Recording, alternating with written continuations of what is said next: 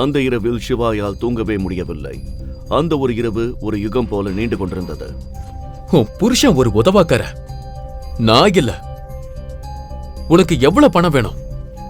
1 கோடி, 2 கோடி, 10 கோடியா? நான் உனக்கு தரேன். ஆனா எனக்கு ஒரு கண்டிஷன். உனக்கு 2 கோடி வேணும்னா நீ என் கூட இருக்கணும். 10 கோடி வேணும்னா நீ முழுசா எனக்கு சரணடையணும். தேவ் பேசி முடிப்பதற்குள்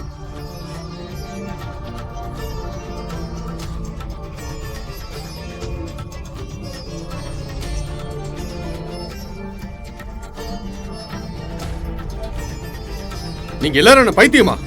அவரை வெளியில விடுங்க.